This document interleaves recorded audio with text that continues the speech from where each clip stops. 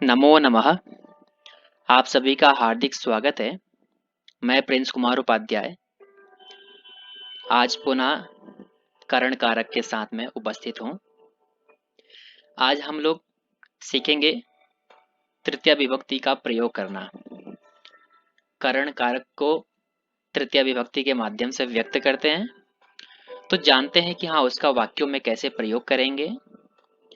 आइए कक्षा में हम प्रवेश करते हैं और आप लोग उम्मीद करता हूँ कि हाँ पिछले वीडियो को देख करके अभ्यास कर रहे होंगे। कर्ता कारक कर्म कारक पढ़ चुके हैं हम लोग। इस कक्षा में हम लोग चर्चा करेंगे करण कारक के बारे में। तो आइए चलते हैं, अब कक्षा में प्रवेश करते हैं। सबसे पहले देखेंगे कि हाँ किसने किया या किसके द्वारा किया गया। इस प्रकार के जब वाक्य को हम बोलते हैं, है ना, तो किसके द्वारा किया गया आपको पता होना चाहिए कि के द्वारा शब्द कहाँ आता है, किस कारक में आता है। जैसे आप लोगों को बताया था, कर्ता ने कर्म को करण से के द्वारा। तो यदि आपको पता चल रहा है कि से या के द्वारा कहीं दिखाई दे रहा है, तो उसका आंसर कौन सा कारक आकर के देगा।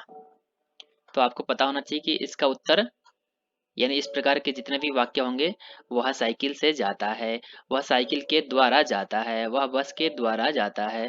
तो के द्वारा जब भी आपको प्रश्न दिखाई दे रहा है जिस भी वाक्य में, तो उसका आंसर आपको करण कारक ही आकर के देगा। तो करण कारक आकर के बता दिया कि ये मेरे द्वारा होगा। आइए अब आगे चलते हैं।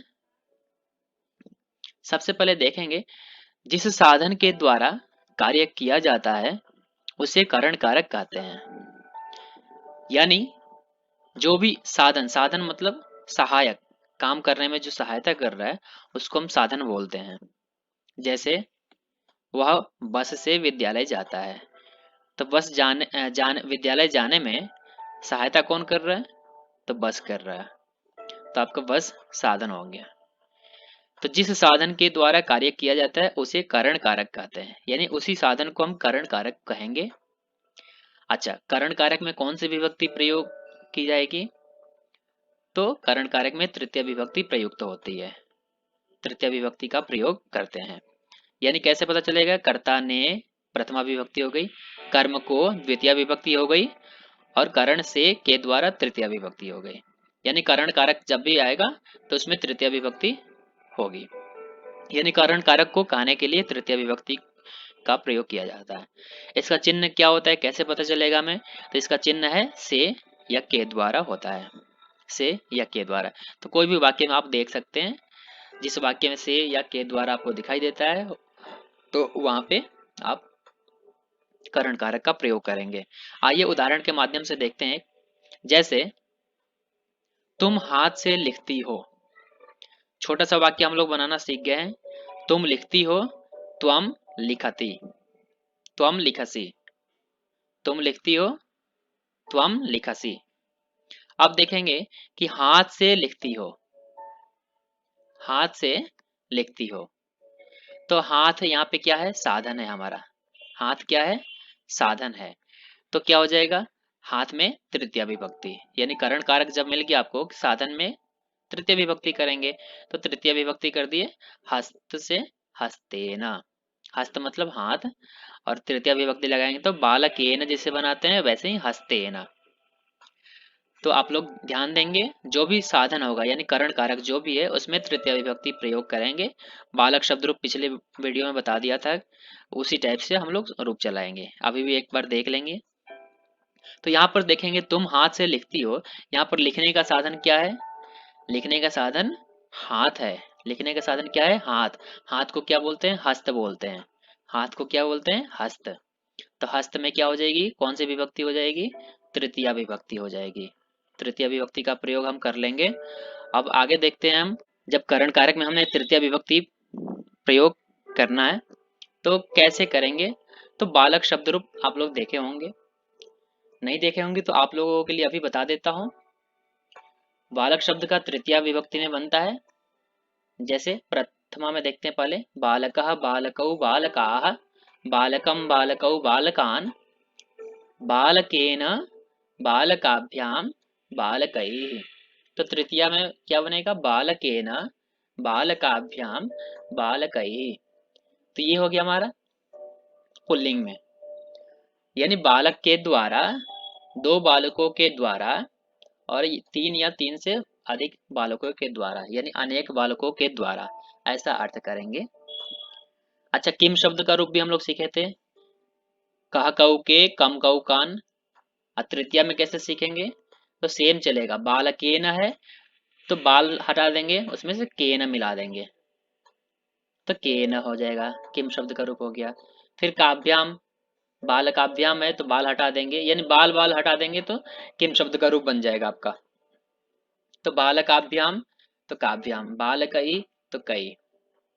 अर्थ क्या होगा किम शब्द का तृतीया में, किसके द्वारा, केन मतलब किसके द्वारा, काव्याम मतलब किन दो के द्वारा, और कई मतलब किन सब के द्वारा या किन के द्वारा। तो बालक शब्द के साथ में ही किम शब्द का रूप ब्रैकेट में दिया गया है, आप उसको भी ध्यान में रखेंगे, क्यों अलग से याद करने की जरूरत नहीं है, क्योंकि बालक के जैसे ही चल रहा है।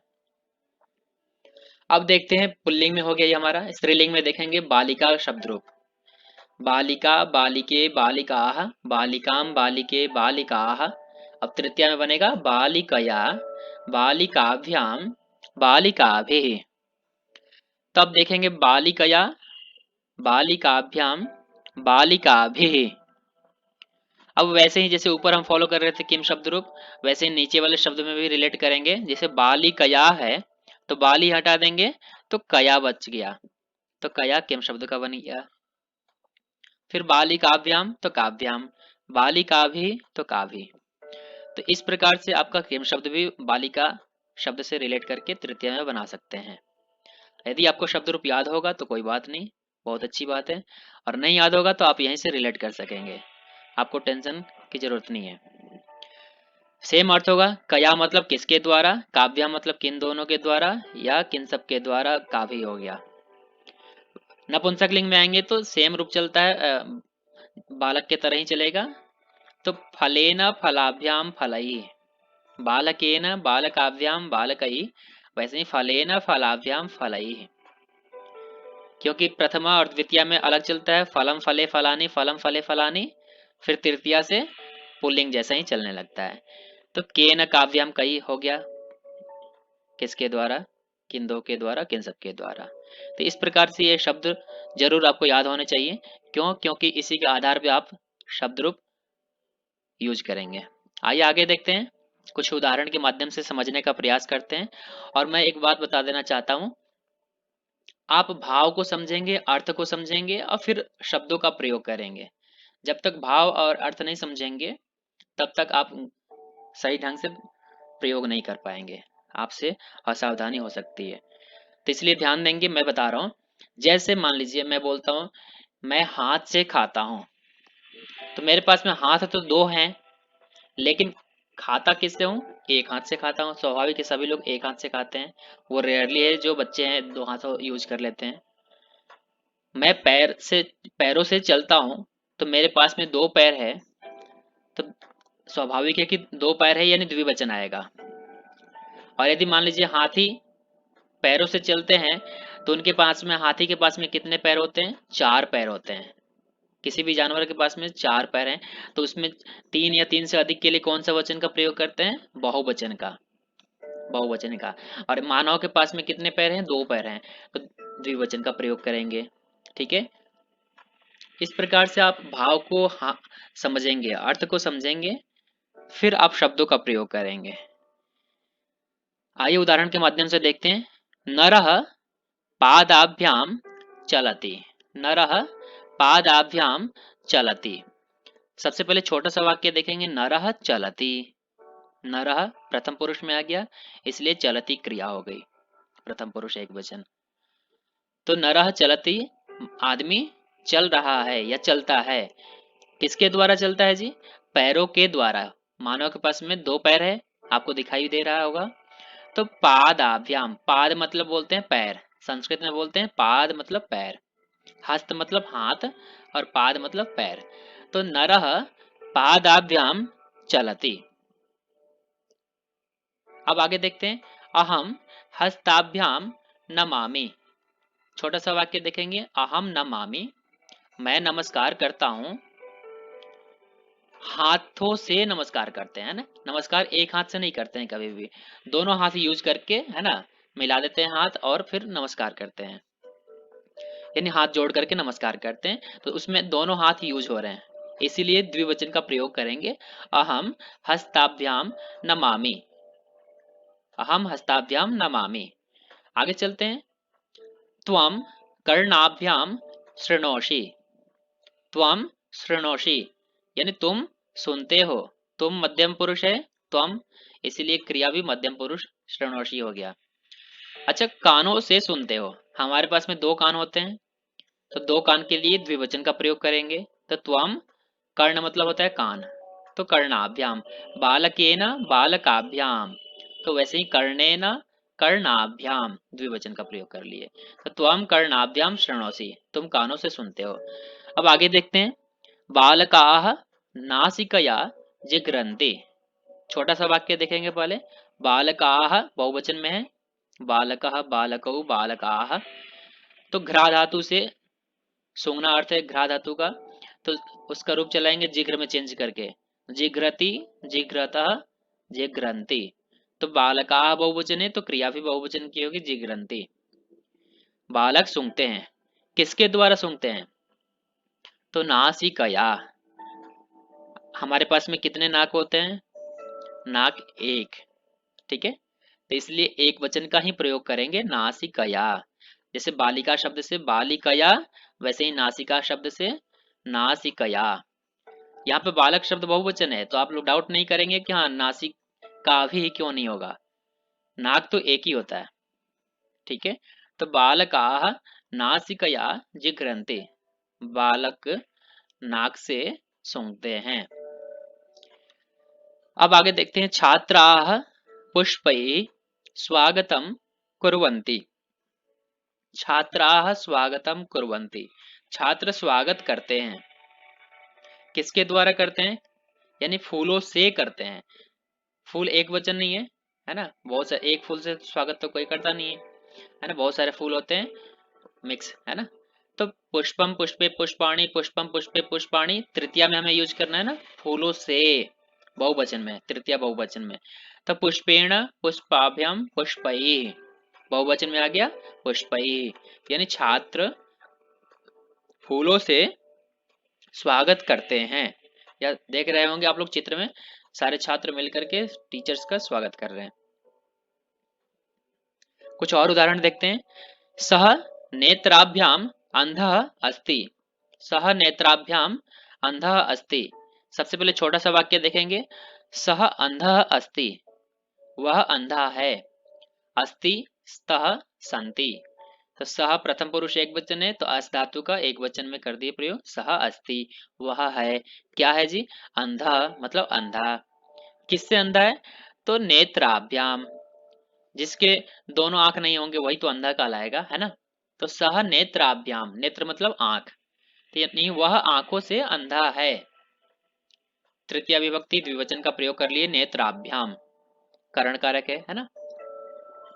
अब आगे देखते हैं, अशोकः पादेन खंजः अस्ति, अशोकः खंजः अस्ति, अशोक लंगड़ा है, खंजः मतलब होता है लंगड़ा, तो अशोकः खंजः अस्ति, अशोक लंगड़ा है, किससे लंगड़ा है, पादेन, पाद शब्द मतलब पैर, पाद मतलब होता है पैर, अब एक पैर से लंगड़ा है ना, दोनों पैर नहीं होंगे तो पादाभ्याम करेंगे, लेकिन लंगड़े एक ही को बोलते हैं, एक पैर काम कर रहा है एक नहीं कर रहा है, तो लंगड़ा कहलाएगा, तो पादेन तृतीय विभक्ति एक वचन, बालकेन तो पादेन, बालक का शब्द रूप याद होना बहुत जरूरी है, एक याद हो जाएगा तो बाकी सभी जगहों पे रिलेट कर सकेंगे उसी से।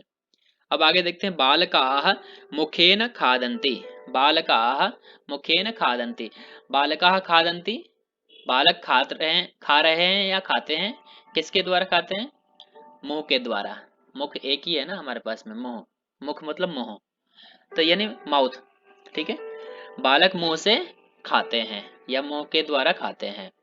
आगे देखते हैं, जनाः केन, जनाः पुस्तकेन पठन्ति, लोग पढ़ रहे हैं, किसके द्वारा?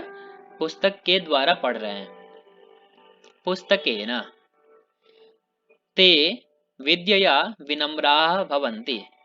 ते विनम्राः भवन्ति। भवन्ति भू धातु का अर्थ होता है होना। भवति भवतः भवन्ति। ते विनम्राः भवन्ति, वे सब विनम्र होते हैं। किससे विनम्र होते हैं? तो विद्या से। विद्या शब्द आकारांत स्त्रीलिंग है, तो बालिका की तरह रूप चलाएंगे, बालिकया। तो विद्यया तृतीय विभक्ति में बनेगा बालिकया। तो विद्यया, ते विद्यया विनम्राः भवन्ति, वे सब या वे लोग विद्या से विनम्र होते हैं। अहम कलमेन लिखामि। अहम लिखामि, मैं लिखता हूँ या मैं लिख रहा हूँ। किससे लिख रहा हूँ? कलम से लिख रहा हूँ। तो कलम शब्द में तृतीय विभक्ति प्रयोग कर लिए, तो कलमेन हो गया। आइए कुछ और उदाहरण के माध्यम से देखते हैं। वयम दूरदर्शनेन चलचित्रम पश्यामः। वयम चलचित्रम पश्यामः, चलचित्र मतलब फिल्म, मूवी।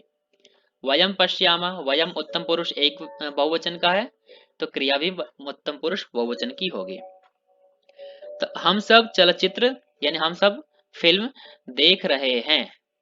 किसके द्वारा देख रहे हैं? तो दूरदर्शनेन। दूरदर्शन यहाँ पर टीवी से तात्पर्य है। टीवी देखते हैं, टीवी से, है ना? तो टीवी के द्वारा हम लोग मूवी देख रहे हैं। तो वयम दूरदर्शनेन चलचित्रम पश्यामः, हम सब दूरदर्शन के द्वारा यानी टीवी के द्वारा फिल्म देख रहे हैं। त्वम दूरभाष यंत्रेण वदसी। त्वम वदसी, वद धातु का अर्थ होता है बोलना। त्वम वदसी, तुम बोल रहे हो। किससे बोल रहे हो? दूरभाष यंत्रेण। दूरभाष मतलब मोबाइल को बोलते हैं, फोन को बोलते हैं। तो दूरभाष यंत्रेण वदसी, तुम मोबाइल के द्वारा यानी मोबाइल से बोल रहे हो। अहम संगणक यंत्रेण कार्यम करोमि। अहम कार्यम करोमि, मैं कार्य कर रहा हूँ या मैं काम करता हूँ। किसके द्वारा करता हूँ? तो संगणक यंत्रेण। संगणक मतलब कंप्यूटर, यंत्र मतलब मशीन। यंत्र मतलब मशीन। यंत्र नहीं भी जोड़ेंगे तो संगणक का रूप चला लेंगे, संगणकेन। बालकेन तो संगणकेन। तो आप ऐसे करके यूज कर सकेंगे। अहम संगणक यंत्रेण कार्यम करोमि, मैं कंप्यूटर के द्वारा कार्य करता हूँ। अभी लॉकडाउन का समय है, सभी लोग घर से ही काम कर रहे हैं कंप्यूटर के माध्यम से। अश्वाह पादैहि धावन्ति। अश्वाह धावन्ति, घोड़े दौड़ दौड़ रहे हैं। किसके द्वारा? पैरों के द्वारा यानी पैरों से दौड़ रहे हैं। तो अच्छा, पादैहि यहाँ पे बहुवचन में है। पादेन पादाभ्याम पादैहि, बहुवचन में क्यों? क्योंकि घोड़े के पैर कितने होते हैं? 4, है ना? तो ऑलरेडी 3 से ज्यादा है, तो बहुवचन में प्रयोग करेंगे, इसलिए अश्वाह पादैहि धावन्ति। आगे देखते हैं। सह पादाभ्याम चलति। सह चलति, वह चलता है या वह चल रहा है। किसी मनुष्य के लिए प्रयोग कर रहे हैं, तो पादाभ्याम द्विवचन में आ गया। और ऊपर देख रहे थे बहुवचन में था, क्यों? क्योंकि घोड़ों के पास में कितने पैर हैं? 4 4, है ना? मनुष्य के पास में 2, तो इसीलिए पादाभ्याम। बालाः क्रीडनकैः खेलन्ति। बालः बालौ बालाः, यानी बालक खेल रहे हैं। क्रीडनक बोलते हैं खिलौना को, क्रीडनक बोलते हैं खिलौना को। तो रूप चलाएंगे बालकेन तृतीय विभक्ति में, बालकेन बालकाभ्याम बालकैः। तो क्रीडनकेन क्रीडनकाभ्याम क्रीडनकैः, मिलाने का अभ्यास करेंगे तो मिला पाएंगे। तो क्रीडनक शब्द है खिलौना, बालक खिलौनों से खेल रहे हैं, तो खिलौने, खिलौना शब्द क्या है? बहुवचन में है, तो क्रीडनक ही बहुवचन में कर दिए। इस प्रकार से हमारा कुछ वाक्य हो गया। ये लास्ट है। आवाभ्या आवाम मुखेन खादावह। आवाम खादावह, हम दोनों खा रहे हैं या खाते हैं। मुखेन, मुंह के द्वारा। आवाम दंतई च चरवावह, तो च पहले अर्थ ला देंगे, यानी हम दोनों मुंह से खा रहे हैं, और च पहले आ गया ना, और हिंदी में जब बोलते हैं तो और पहले आ जाएगा। और हम दोनों दांतों से चरवावह, चबा रहे हैं। चर्व धातु का अर्थ होता है चबाना।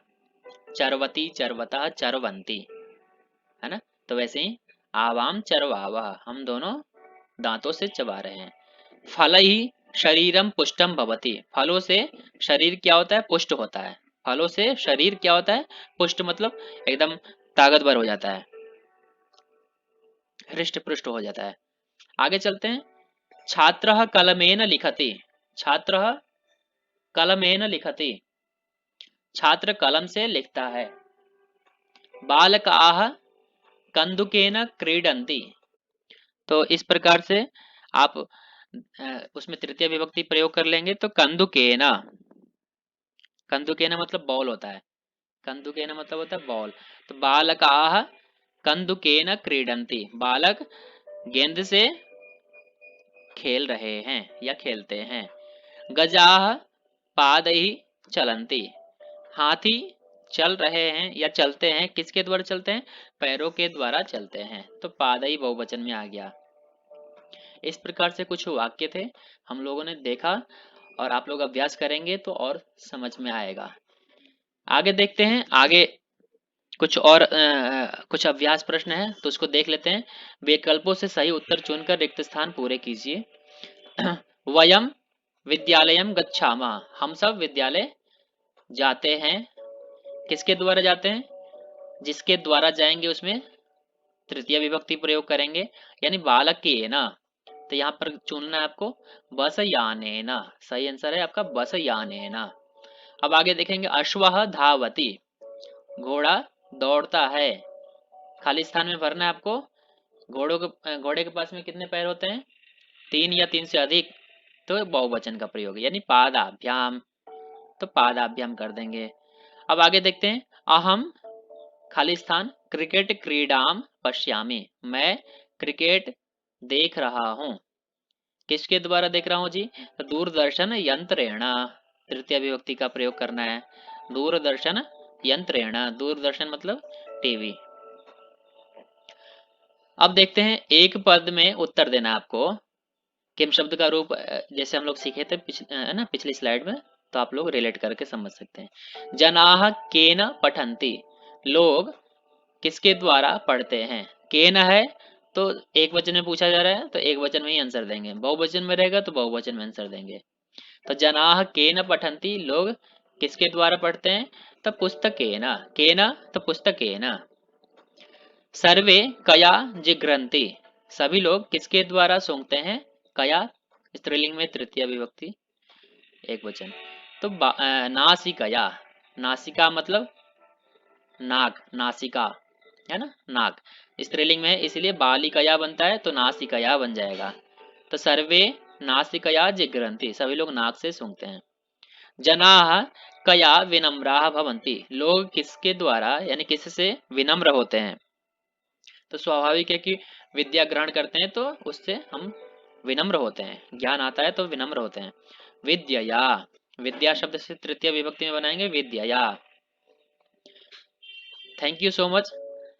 आगे फिर किसी और अभ्यास के माध्यम से हम लोग मिलेंगे, तब तक के लिए धन्यवाद।